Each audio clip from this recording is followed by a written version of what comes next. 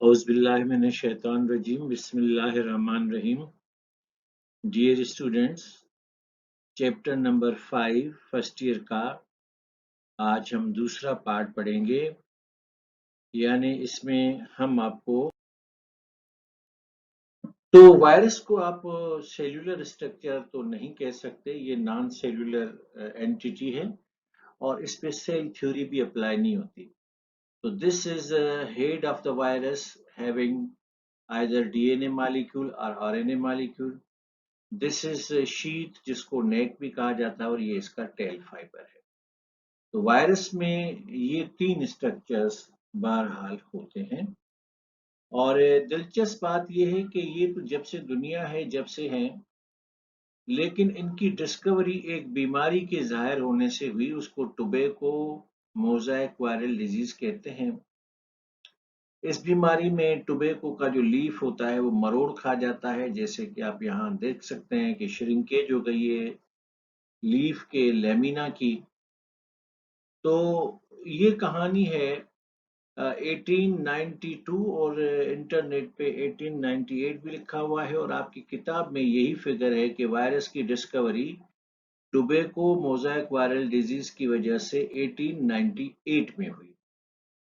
ये थे तो पहले से ही, लेकिन यूं तो पहले से सेल्स भी थे, लेकिन डिस्कवरी 1665 में हुई। तो पहले से वायरस भी थे, लेकिन 1898 में इसकी अहमियत के बारे में बताया गया, क्योंकि टोबैको मोज़ेक वायरल डिजीज तंबाकू की फसल को तबाह कर देती है और ये डिस्कवरी हुई थी रशिया के अंदर। मैं अभी आपको स्क्रीन पे तीन लीफ दिखा रहा हूं और इस पे ये जो येलो येलो धब्बे धब्बे को अंग्रेजी में कहते हैं मोज़ेक। तो टोबैको यानी तंबाकू का पत्ता, मोज़ेक माना धब्बेदार, वायरल डिजीज माना वायरस की वजह से डिजीज है। तो tobacco mosaic viral disease is a disease caused by tobacco mosaic virus। अगर हम थोड़ा सा हिस्ट्री में जाएं तो दिमित्री आइवानोविस्की ने 1892 में कहा था कि virus could be transmitted from infected to uninfected person. यानी अगर किसी शख्स पे वायरस अटैक करे तो वो इन्फेक्टेड हो जाएगा, और अगर अनइन्फेक्टेड बंदा उसकी कंपनी में आएगा तो वो इन्फेक्शन जो है वो अनइन्फेक्टेड से अनइन्फेक्टेड में शिफ्ट हो जाएगा। That was way back in 1892। 1900 में फिर फिल्ट्रेबल वायरस डिस्कवर हुए। ये इतने छोटे वायरस थे कि कहा जाता है कि they were small enough to pass through a fine pored filter. यानी you take a filter paper and put some virus on the filter paper, तो वायरस उसमें से भी पास थ्रू हो जाता है। तो they are such a tiny non living, तो खैर मैं इसको नहीं कहता। अच्छा, मैं आपसे अपना ओपिनियन शेयर करूं। वायरस नॉन सेल्यूलर है पर नॉन लिविंग नहीं, क्योंकि इसके अंदर आरएनए है, इसके अंदर डीएनए है, और आरएनए और डीएनए जेनेटिक मटेरियल है और ये नॉन लिविंग चीजों में नहीं होता। तो वायरस बेसिकली लिविंग है, लेकिन ये सेल्यूलर स्ट्रक्चर से महरूम है। तो आप इसको नॉन सेल्यूलर एंटिटी कह सकते हैं, इसको बेजान नहीं कह सकते। कुछ लोग कहते हैं it is a connecting link between living and non living. सीधी सीधी बात है कि वायरस मल्टीप्लाई करता है। अगर आप एक जगह का मोबाइल फोन रख देंगे तो 2 साल बाद, 10 साल बाद, 100 साल बाद, 1 मिलियन साल बाद भी एक ही मिलेगा, इसकी मल्टीप्लिकेशन नहीं होगी। लेकिन वायरस अगर बैक्टीरिया में चला जाए तो वो एक वायरस जाता है और 200 नए वायरस निकलते हैं। तो बेजान चीजें मल्टीप्लाई नहीं करती, बेजान चीजों में आरएनए नहीं होता, बेजान चीजों में डीएनए नहीं होता, और वायरस के पास ये सब कुछ है। इसलिए आप इसको नॉन लिविंग नहीं कह सकते, आप इसको नॉन सेल्यूलर कह सकते हैं। इस भले साइंटिस्ट को देखिए, ये अमेरिकन साइंटिस्ट है स्टैनले। 1935 में अमेरिका के अंदर ही इलेक्ट्रॉन माइक्रोस्कोप इजाद हुई थी। दिलचस्प बात है कि इलेक्ट्रॉन माइक्रोस्कोप इजाद हुई अमेरिका में 1935 में, 5 साइंसदानों के कंट्रीब्यूशन से, उनमें एक भी अमेरिकन नहीं था। कोई बेल्जियम से था, कोई कनाडा से था, लेकिन वो अमेरिकन नहीं। तो 5 साइंसदानों ने मिलके इलेक्ट्रॉन माइक्रोस्कोप डिजाइन की। और आप जानते हैं कि इलेक्ट्रॉन माइक्रोस्कोप की मैग्निफिकेशन बहुत ज्यादा होती है, ये हम चैप्टर 1 में पढ़ चुके हैं। तो स्टेनले ने क्या किया कि तंबाकू के पत्ते से टोबैको मोज़ेक वायरस को अलग किया और उसको स्टडी किया अंडर इलेक्ट्रॉन माइक्रोस्कोप। और उसके बाद वायरस के सारे खदोखाल हमारे सामने आ गए कि वायरस क्या हैं और उनकी शक्ल कैसी होती है, वगैरह वगैरह। तो ये चीजें फिर हम डिस्कस कर लेते हैं कि वायरस नॉन सेल्यूलर होता है, यानी इसके पास साइटोप्लाज्म और न्यूक्लियस का स्ट्रक्चर नहीं होता। दूसरी बात है कि virus can not live outside the host, यानी वायरस के पास चूंकि अपनी एंजाइम्स नहीं होती, तो जब ये होस्ट के अंदर जाता है तो एक्सप्लॉइट करता है होस्ट की एंजाइम्स को अपनी मल्टीप्लिकेशन के लिए। तो ये होस्ट पे डिपेंड करता है, और होस्ट से अगर बाहर होगा तो क्रिस्टलाइन फॉर्म में हो जाएगा, होस्ट में अगर अंदर जाएगा तो वो अपनी एक्टिविटी शुरू करेगा। वायरस का एक साइज भी होता है, छोटे से छोटा वायरस 20 नैनोमीटर होगा और बड़ा होगा तो वो 250 नैनोमीटर का होगा। लेकिन वायरस जो है होते वायरुलेंट है। वायरुलेंट का मतलब होता है कि इनसे खैर की उम्मीद ना रखें, ये बीमारी फैलाते हैं और बड़ी खतरनाक है और बड़ी खतरनाक किस्म की बीमारियां फैलाते हैं। हालांकि इंटर की बायोलॉजी चैप्टर नंबर 9 में बायोटेक्नोलॉजी के अंदर ये लिखा हुआ है कि साइंसदानों ने इवन वायरस को भी बतौर वेक्टर इस्तेमाल किया है। अगर आपको एक जानदार का डीएनए वायरस में डालें तो वायरस उसको मल्टीप्लाई करेगा। तो वायरस को यूज किया जा सकता है, साइंसदानों ने उसे यूज किया है, लेकिन ये साइंसदानों ने किया है। फितरतन वायरस नुकसानदायक है, उसे कोई फायदा नहीं होता। तो वायरस यूज करता है अपनी होस्ट के एंजाइम्स को, इसलिए for making its own proteins and for the replication of viral DNA. Virus के एक डीएनए से 100 200 काफी सारे डीएनए मॉलिक्यूल्स रेप्लिकेट होंगे, और इसके लिए एंजाइम्स चाहिए, और वायरस को अपना हेड क्रिएट करने के लिए कैप्सिड प्रोटीन्स चाहिए। तो ये सारी चीजें वो बना लेता है, लेकिन इसके लिए अपना मैकेनिज्म नहीं है, इसके पास अपनी मशीनरी नहीं है, अपनी एंजाइम्स नहीं है। तो ये होस्ट की एंजाइम्स को यूज कर सकते हैं। वायरस जो हैं, एक होते हैं स्मॉल जीनोम वायरस, एक होता है मीडियम जीनोम वायरस, और एक होता है लार्ज जीनोम वायरस। अगर 4 के करीब जीन्स हैं तो small genome, genome is a total calculation of the genes. और अगर 100 के करीब जीन्स हैं तो मीडियम जीनोम वायरस कहलाएगा, और अगर 200 के करीब जीन्स हैं तो वो लार्ज जीनोम वायरस कहलाएगा। इसी चैप्टर में हेपेटाइटिस सी वाले टॉपिक में लिखा है कि वो वायरस अनयूजुअल डीएनए वायरस है, क्योंकि उसमें 300 नहीं 369 जीन्स हैं। लेकिन एवरेज की बात करते हैं तो वायरस में भी small genome virus, medium genome virus and large genome virus. Virus में बड़ी डाइवर्सिफिकेशन है, उसके अंदर बड़े बड़े शेप्स हैं। स्फेरिकल शेप का वायरस हो सकता है, गोल्फ के बाल की शेप जैसा हो सकता है, रॉड शेप जैसा हो सकता है, टेडपोल लार्वा शेप जैसा हो सकता है, और पॉलीहेड्रल हेड जैसा हो सकता है। जो पहले पहले मैंने वायरस दिखाया वो पॉलीहेड्रल है। तो आइए वायरस की मुख्तलिफ शेप्स देखते हैं। अब आपको ये एडिनो वायरस नजर आ रहा है, इसका शेप देखें। ये आपको इन्फ्लुएंजा का वायरस नजर आ रहा है, इसका शेप देखें। ये इसका हेड है और ये इसके अंदर डीएनए की स्ट्रैंड्स हैं।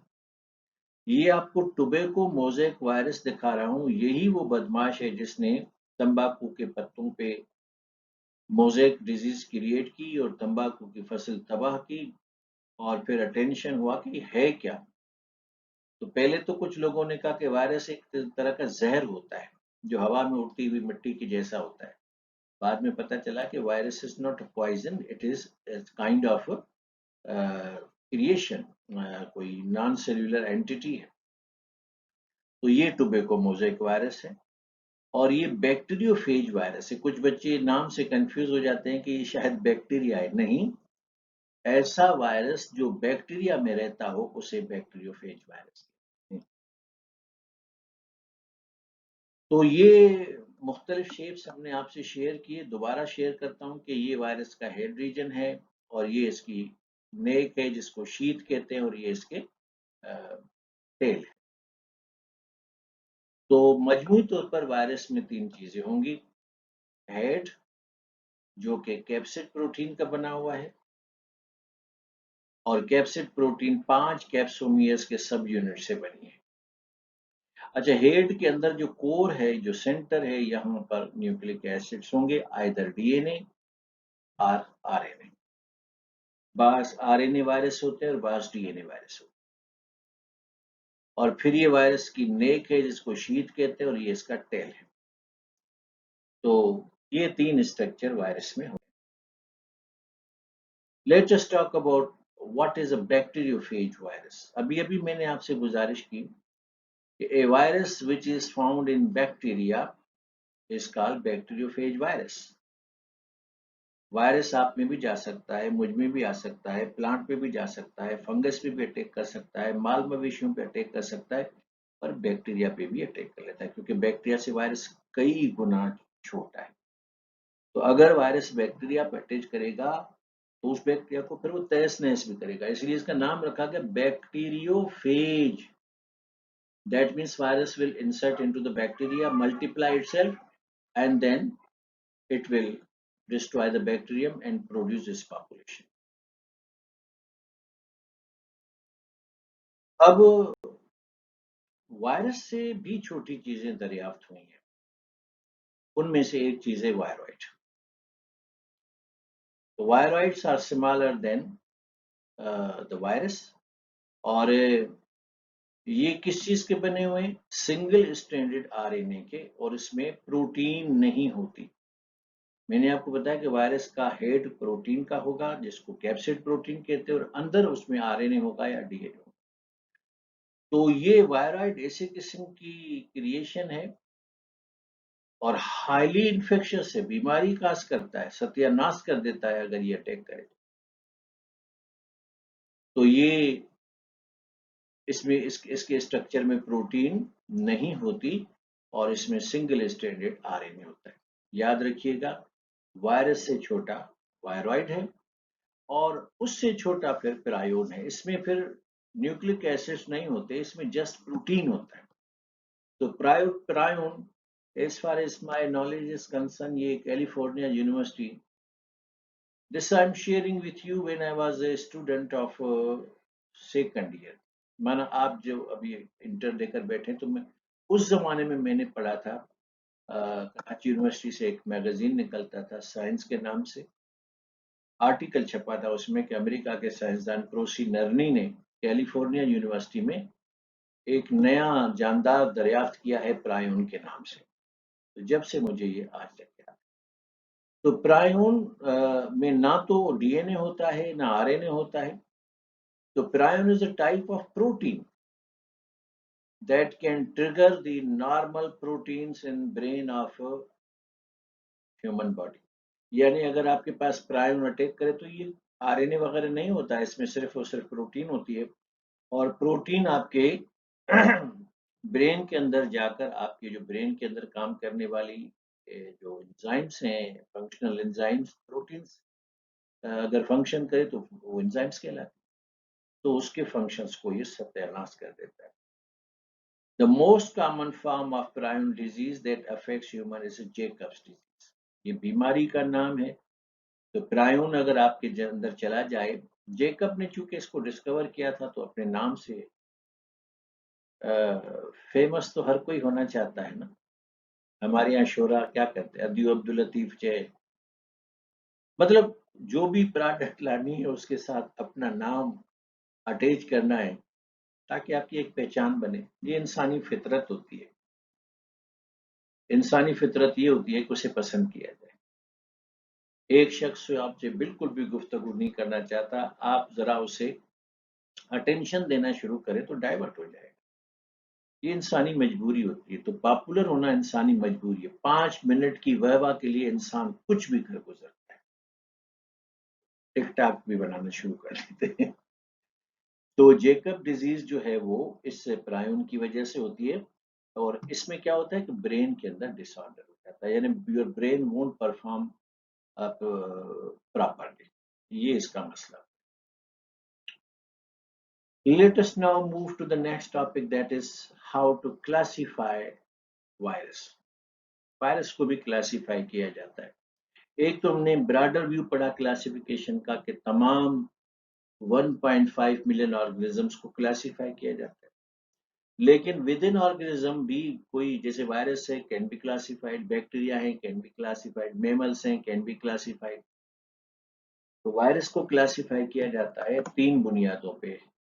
उसका शेप कैसा है, उसके अंदर किस तरह का न्यूक्लिक एसिड है, डीएनए है या आरएनए है, और वो किस तरह के जानदार को अपना होस्ट बनाता है। ये 3 चीजें होती हैं जिसकी बुनियाद पे वायरसेस क्लासिफाई होते हैं। लेकिन इससे पहले हम ये पढ़ेंगे what is enveloped virus, what is unenveloped virus, what is persistent virus, what is minus sustained virus। तो ये जो आपको नजर आ रहा है ये नेकेड वायरस है, यानी इसके अंदर इन्वेलप नहीं है। और ये जो है इन्वेलप्ड वायरस है। आप इसको अगर गौर से देखें, ये तो खैर इसका हेड रीजन है, और इसके अंदर ये न्यूक्लिक एसिड है, और ये इसकी प्रोटीन है जो कि ऑरेंज कलर में दिखाई गई है। और ये बाहर देखें, हल्की सी लकीर से आपको प्रोटीन के ऊपर एक कोट चढ़ा हुआ नजर आता है, और जिसके अंदर ये कोट चढ़ा हुआ होगा ये कैप्सुलेटेड वायरस या एनवेलप्ड। एनवेलप का सीधा सीधा मतलब होता है समथिंग विच इज कवर्ड। जैसे आप अपने आप को बुर्के में कवर करते हैं, खत को लिफाफे में कवर करते हैं, है ना। तो वो जो खत का लिफाफा है वो एनवेलप ही तो कहलाता है अंग्रेजी में। तो अगर वायरस के अंदर बाहर से एक प्रोटेक्टिव कोट है जिसको एनवेलप कहते हैं, तो ये एनवेलप्ड वायरस होंगे। और यहाँ देखें एनवेलप नहीं है, तो ये अनएनवेलप्ड या नॉन एनवेलप्ड वायरसेस कहलाते हैं। और याद रखें, a viral envelope is the outermost layer of the viruses. It protects the genetic material in their life cycle when traveling between the host. मसलन अगर मुझ में एक वायरस है और अब वक्त हुआ चाहता है कि वो आप में आ जाए, तो वायरस ने मुझसे आप तक मुंतकिली करनी है। तो वायरस का जो जेनेटिक मटेरियल है वो काफी डेलिकेट होता है, तो उसकी डेलिकेसी को प्रोटेक्ट करने के लिए वो अपने स्ट्रक्चर के ऊपर एनवेलप चढ़ा देगा। तो एक होस्ट से दूसरे होस्ट तक मुंतकिल होने में ये एनवेलप उसके जेनेटिक मटेरियल को प्रोटेक्शन फराहम करता है। तो ये एवं कोई स्ट्रक्चर नहीं है, इसका बड़ा फायदा होता है। Viruses can be plus stranded और they can be minus strained.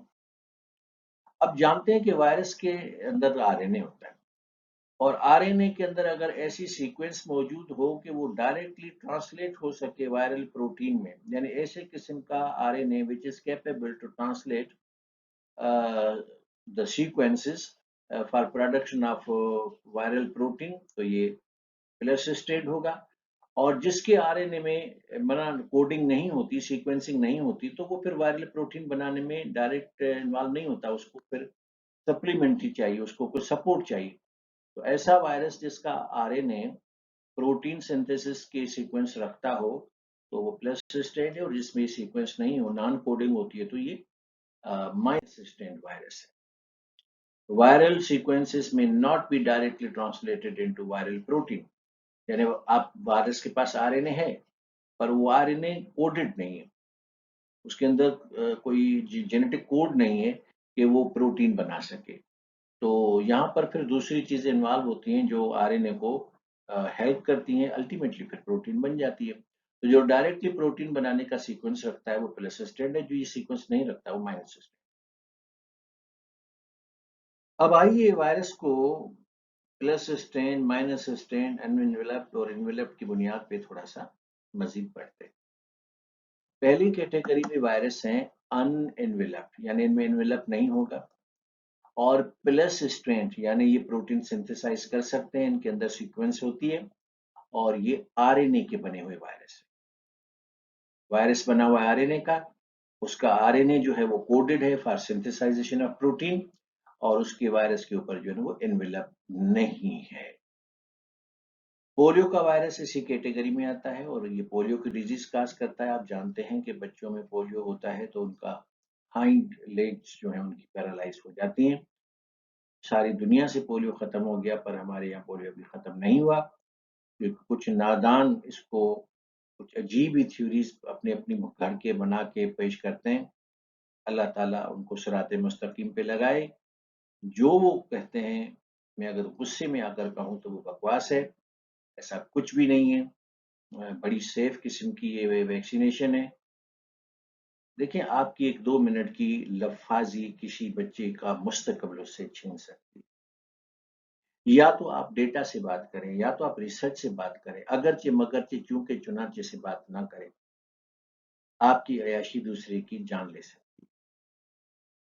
गुस्से में मैं इतना ही कह सकता था कि अल्लाह ताला इन लोगों को सिरात मुस्तकीम पे लगाएं। ये इंसानियत है कि कोई पोलियो की वैक्सीन पिलाने के लिए निकलता है तो आप उसको गोलियां मार दें। आपसे कुछ नहीं होता, अल्लाह करेगा आपसे भी कुछ होगा, लेकिन जो दूसरे करते अच्छा काम उनको सपोर्ट कीजिए। इसी कैटेगरी में रहीनो वायरस भी आते हैं, और ये 200 फॉर्म्स में पाए जाते हैं। इसको कहते हैं पोलीमॉर्फिज्म, यानी ये वो वायरस है वो जो तेजी से अपनी बायोलॉजी चेंज कर लेता है। आप एक वायरस को समझ के दवा इजाद करो तो वो ट्रांसफॉर्म हो जाता है दूसरी शक्ल में, दूसरे से तो तीसरी शक्ल में। तो रहीनो वायरस जो है वो तेजी से पॉलीमॉर्फिज्म करता है, अपनी अशकाल बदलता रहता है, अपनी बायोलॉजी को चेंज करता रहता है। एंड ये जुकाम इसी वजह से होता है। और हम जुकाम के बारे में भी काफी कंफ्यूजन का शिकार हैं कि जुकाम बस जुकाम होता है। जैसे आजकल कोरोना वायरस की वजह से लोग कहते हैं बस ये जुकाम ही तो है। आप अपने इम्यून सिस्टम को कितना समझते हैं? आप पैरासाइट की वेरुलेंस को कितना समझते हैं? आपको पता है कि अगर पैरासाइट्स की कंसंट्रेशन बढ़ जाए तो आपका इम्यून सिस्टम कोलैप्स हो जाता है। कभी आपने सोचा कि आपके पास रेंज ऑफ डब्ल्यूबीसी हैं, बेसोफिल है, न्यूट्रोफिल है, यूसिनोफिल हैं, ग्रेन्युलोसाइट्स हैं, ए ग्रेन्युलोसाइट्स हैं, इंटरल्यूकिन प्रोटीन से पता नहीं क्या क्या अल्लाह ताला ने आपके जिस्म में ये इम्यून टूल्स रखे हैं। क्या होता है कि एक नन्हा सा वायरस आकर आपको मार देता है? क्या होता है कि नन्हा सा बैक्टीरिया आकर आपको मार देता है? वो फिर आपका ये सारा जो शानदार किस्म का इम्यून सिस्टम है वो कहाँ चला जाता है? तो अगर आपको बात समझ में नहीं आती तो अपनी तरफ से तावीलात मत करें। तो जुकाम खतरनाक चीज होती है। ये अपर रिस्पायरेटरी ट्रैक्ट से मीडियम रिस्पायरेटरी ट्रैक्ट में, मीडियम रिस्पायरेटरी ट्रैक्ट से लोअर रिस्पायरेटरी ट्रैक्ट में जा सकता है, और जानलेवा हो सकता है। एहतियात करें। अब हम दोबारा दूसरे वायरस के बारे में पढ़ेंगे जो अनएनवेलप्ड नहीं, एनवेलप्ड है, और प्लस स्ट्रेन है, और ये भी आरएनए के बने हुए। अब पिछले वायरस देखें, वो भी आरएनए के बने हुए थे, ये भी आरएनए के बने हुए हैं, लेकिन वो अनएनवेलप्ड थे, ये एनवेलप्ड है। इस कैटेगरी में हेपेटाइटिस के वायरस आ जाते हैं, ए, बी, सी। हालांकि हेपेटाइटिस की ज्यादा फॉर्म्स डिस्कवर हो चुकी हैं, और ये बड़ी खतरनाक बीमारी है। पाकिस्तान में every 9th person is suffering from hepatitis, and it's all due to the contamination of water and contamination of the food material that we are using every day. तो ल्यूकीमिया है, येलो फीवर है, ये सारी इन viruses की कारसतानियां हैं। आगे के chapters में हम इनकी डिटेल पढ़ेंगे। ल्यूकीमिया की डिटेल तो आपको पढ़ाई जाएगी चैप्टर नंबर 14। थैलीसीमिया भी है, और ये ल्यूकीमिया बड़ी खतरनाक बीमारी, सीधा सीधा बोन कैंसर है। बोन कैंसर है सीधा सीधा, और जानलेवा होता है। खतरनाक किस्म का जेनेटिक डिसऑर्डर। अब आते हैं माइनस स्ट्रेन आरएनए वायरस। इसमें रेबीज का वायरस आ जाता है, जो कैनाइन एनिमल्स में बात हम सिर्फ कुत्ते की करते हैं, लेकिन तमाम कैनाइन एनिमल्स में, virtually all canine animals can be infected, और उनसे फिर ये इन्फेक्शन ह्यूमन बींग्स में आता है। वायरस अगर जानवर में चला जाए और फिर जानवर से इंसान में मुंतकिल हो जाए तो ये अमल कहलाता है जूनोसिस। तो रेबीज बड़ी खतरनाक बीमारी होती है। इसी चैप्टर के एंड में वायरल डिजीज के अंदर हम इसकी तफसील पढ़ेंगे। इस बीमारी को हाइड्रोफोबिया भी कहते हैं और ये जानलेवा हो सकता है। पॉक्स वायरसेस में आप देख सकते हैं कि ये भी वायरस हैं जो आपके स्किन के ऊपर ये नोड्यूल्स जो हैं वो डेवलप कर लेते हैं, और इतनी कर्ब होती है इस बीमारी में कि बंदा लम्हा लम्हा मौत तलब करेगा, या तो मुझे सेहत मिल जाए या फौरन मौत आ जाए, क्योंकि आपसे इनकी शिद्दत टॉलरेट नहीं हो। अब आते हैं हम रेट्रो वायरस के ऊपर। रेट्रो वायरस बड़ा दिलचस्प वायरस होता है कि it's a virus that makes it's DNA from its RNA genome, यानी आरएनए इज कोडेड, और उस आरएनए की कोडिंग जो है ना वो यूज की जाती है for the formation of the DNA. अच्छा, ये जो रेट्रो वायरस है ये स्मॉल जीनोम भी हो सकता है, ये लार्ज जीनोम भी हो सकता है। अगर जो है वो सिंगल स्ट्रैंडेड है तो इम्यून वायरस की डिजीज, जिसको एड्स कहते हैं, वो काज करेगा। और अगर इसमें डबल स्टैंडर्ड जेनेटिक मटेरियल है तो ये हेपेटाइटिस काज करेगा।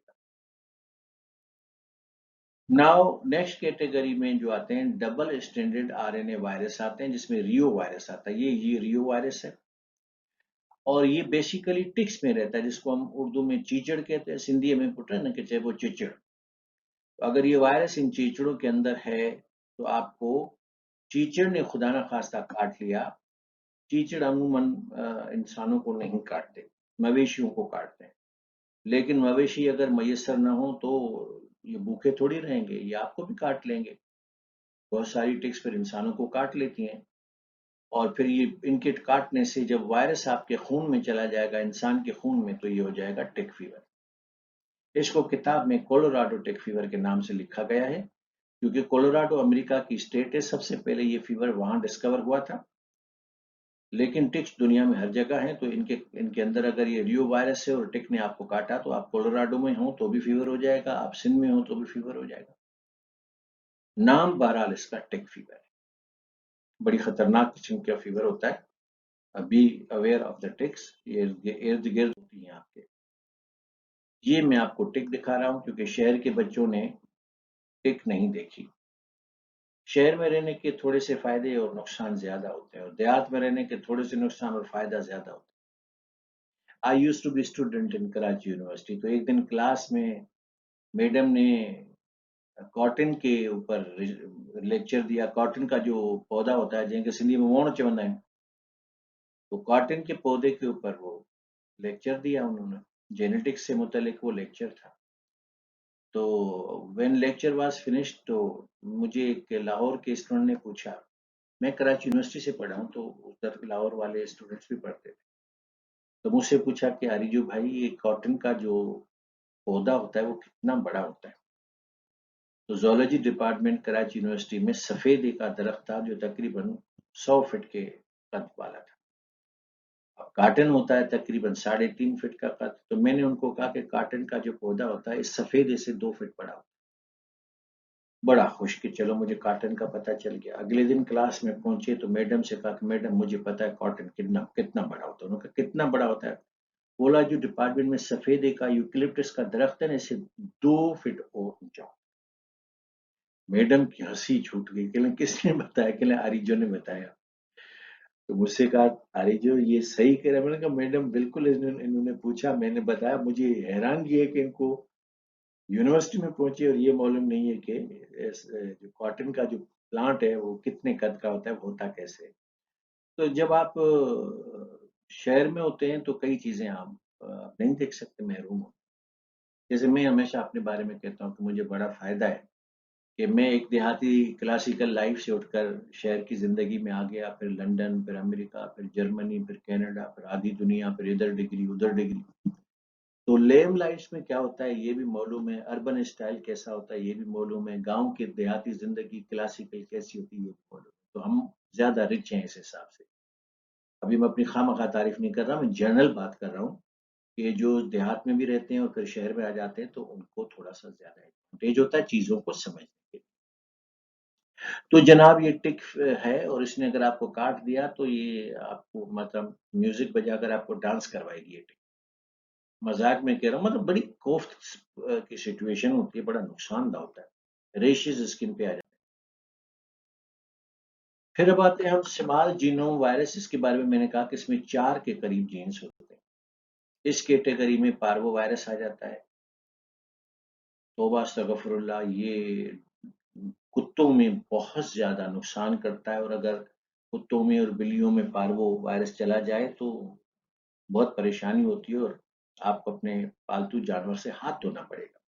लेकिन यही पार्वो वायरस जब आपके अंदर चला जाए तो क्या होता है आप देख सकते हैं कि आपकी चीक्स के ऊपर ये जो ना लाल-लाल निशानात होंगे, जो दिन-ब-दिन आपसे फ्री होते जाएँगे। फिर ये मामला बदन के दूसरे हिस्सों पर, फिर टाँगों पर, फिर बाजुओं पर very painful condition will be developed. तो ये जो है वो काफ़ी नुकसानदायक वायरस होता है। मीडियम जीनोम वायरस जिसमें मैंने कहा कि वायरस के पास कोई 100 के करीब जीन्स होंगे, इसमें हर्पीस वायरस आ जाता है।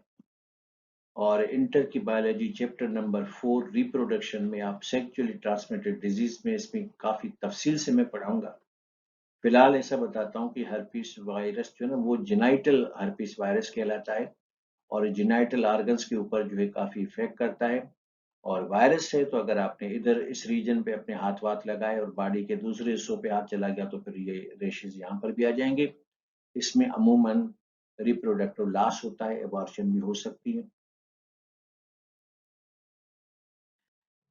डियर स्टूडेंट्स अब मैं आपको ये बताना चाहता हूँ कि ये वायरस जो हैं, ये जो वायरल डिजीज़ेज़ हैं, ये फैलती कैसे हैं? मुझे अफ़सोस से कहना पड़ता है कि पाकिस्तान एक ज़रई मुल्क है, लेकिन हमारी करिकुलम के अंदर वायरल डिजीज़ेज़ जो प्लांट के हिसाब से हैं, उनके बारे में चंद लाइन्स के अलावा और ज़्यादा कुछ नहीं। हमारे स्टूडेंट्स को बताना चाहिए कि एनिमल में तो वायरल डिज़ीज़ होती हैं, ह्यूमन्स में भी वायरल डिज़ीज़ होती हैं, लेकिन वी आर एग्रीकल्चरल कंट्री और वायरस ने हमारे केलों का और दूसरे फसलों का और टमाटो का और पोटैटो का सत्यानाश किया हुआ है। तो समझाना चाहिए बड़ी डिटेल में कि प्लांट के अंदर ये डिज़ीज़ कौन-कौन सी एक डिज़ीज़ का तज़किरा नहीं है, एक डिज़ीज़ का तज़किरा नहीं है। तज़किरा है तो बस इस बात का है कि प्लांट डिज़ीज़ेज़ मुंतकिल कैसे हो? तो मैं भी वही पढ़ाऊँगा। बड़ा अफ़सोस होता है कि एग्रीकल्चरल कंट्री है और दारोमदार हमारा ज़राअत से है और प्लांट को लगने वाली बीमारियों की कोई लिस्ट नहीं है। आगे आप खुद ही देख लीजिएगा वायरल डिज़ीज़ेज़ के अंदर प्लांट्स की डिज़ीज़ेज़ का ज़्यादा ज़िक्र नहीं है। बहरहाल अगर डिज़ीज़ होगी प्लांट्स में तो कैसे ट्रांसफ़र होती है? एक होती है वर्टिकल ट्रांसमिशन, दूसरी होती है हॉरिज़ॉन्टल ट्रांसमिशन। तो पहले मैं हॉरिज़ॉन्टल ट्रांसमिशन पढ़ाऊँगा, फिर मैं वर्टिकल ट्रांसमिशन पढ़ाऊँगा। हॉरिज़ॉन्टल ट्रांसमिशन को आप आसानी से ऐसे समझ सकते हैं कि आपके खेत हैं, उसमें फसल खड़ी है और उसको वायरस लग गया और आपके खेतों के बराबर में किसी और के खेत हैं और उनमें कोई वायरस नहीं है। तो हवा के सहारे या किसी और सहारे से अगर आपकी फसलों से वायरस मुंतकिल होकर दूसरे के खेतों में चला गया तो उनके प्लांट्स में इन्फेक्शन आ जाएगा, तो ये हॉरिज़ॉन्टल ट्रांसमिशन। आप बात समझे? एक शख्स के खेतों के बराबर में दूसरे शख्स के खेत हैं। तो एक खेत में जो प्लांट्स खड़े हैं उनका इन्फेक्शन अगर मुंतकिल होके बराबर वाले खेतों में इन्फेक्शन आ जाए तो ये हॉरिजॉन्टल ट्रांसमिशन है। वर्टिकल ट्रांसमिशन में होता है कि एक पौधा होता है उसमें बीमारी का वायरस होता है और फिर वो वायरस उसके सीड में चला जाता है। साल भर सीड आप गोदाम में स्टोर करते हैं, अगले साल जब आप जर्मिनेशन सीजन आने के बाद सीड लगाते हैं तो उसमें से जो पौधा निकलेगा तो पिछले पौधे को जो इन्फेक्शन था वो नए पौधे में शिफ्ट हो जाएगा, यानी नस्ल दर नस्ल ये ट्रांसमिशन होगी। तो ये वर्टिकल ट्रांसमिशन। तो ये प्लांट की जो वायरल डिजीजेज हैं वो दो तरह से फैलती हैं, खेतों से खेतों में चली जाएं तो ये हॉरिजेंटल है और एक जनरेशन से दूसरी जनरेशन में चली जाए तो ये वर्टिकल। डियर स्टूडेंट्स आज के लेक्चर की आखिरी स्लाइड, ये रिपीटेशन है, मैंने पहले भी आपको बताया कि व्हाट इज बैक्टीरियोफेज तो फेज असल में वायरस का दूसरा नाम है। फेज माना वायरस, और ऐसा वायरस जो बैक्टीरिया में अपनी मल्टीप्लिकेशन जाके मुकम्मल करे तो वो वायरस कहलाएगा बैक्टीरियोफेज। इसके साथ हमारा आज का लेक्चर खत्म हुआ। इंशाअल्लाह अगला लेक्चर चैप्टर नंबर 5 का आखिरी लेक्चर होगा, फिर ये हमारा चैप्टर खत्म हो जाएगा। मेहनत कीजिए, अपनी सेहत का ख्याल रखिए, स्मार्ट टाइम टेबल बनाइए और स्टडी कीजिए। जो स्टूडेंट्स अभी भी on campus mode of teaching के लिए वेट कर रहे हैं, उनको मैं दोबारा बता देता हूं कि मेहरान यूनिवर्सिटी ने अपना शेड्यूल सर्कुलेट किया है कि उनकी 3rd वीक ऑफ अगस्त में टेस्ट होंगे और वो ऑनलाइन होंगे। तो अब मेडिकल यूनिवर्सिटीज भी अपना ऑन टाइम शेड्यूल अनाउंस करेंगी। तो स्टूडेंट्स ये कभी कभी फोन करके बोलते हैं कि ये डिले हो जाएगा। मेहरान अगर टाइम पर है तो मेडिकल यूनिवर्सिटीज टाइम पर क्यों नहीं? तो जो स्टूडेंट्स उस इंतजार में बैठे हैं कि ऑन कैंपस क्लासेस होंगे फिर हम वो लेंगे, अचानक टाइम टेबल अगर अनाउंस होगा तो उन स्टूडेंट्स का नुकसान। इसलिए मैं अपने तजुर्बे से आपको बता रहा हूं कि ऑनलाइन टीचिंग मोड जो है उसको आप अडॉप्ट करें। ये बहुत अच्छा मोड है। इसमें भी हम कंसेप्ट्स को उसी तरह से एक्सप्लेन करते हैं जैसे क्लासरूम में करते हैं। फिर आपको अपने कंसेप्ट्स क्लियर करने के लिए आपको प्रैक्टिस टेस्ट दी जाती है, फिर वो एक्सप्लेन की जाती है। फिर आपको वीकली टेस्ट दिया जाता है, फिर वो एक्सप्लेन किया जाता है। और उसके बाद 1-on-1 आपकी वीडियो कॉन्फ्रेंस के जरिए क्लास होगी जिसमें आप रूबरू हमसे सवाल कर सकते हैं। तो इतने ऑप्शंस तो ऑन कैंपस टीचिंग में नहीं होते। मतलब अब मैं वकालत करने के लिए नहीं बैठा। मेरा सिंपल कहना यह है कि something is better than nothing. बजाय इसके कि अनाउंस हो जाए डेट और फिर आप हाथ मलते रहें कि काश ये करते और काश वो करते। आपने सुना है ना, time and tides wait for none. Bye.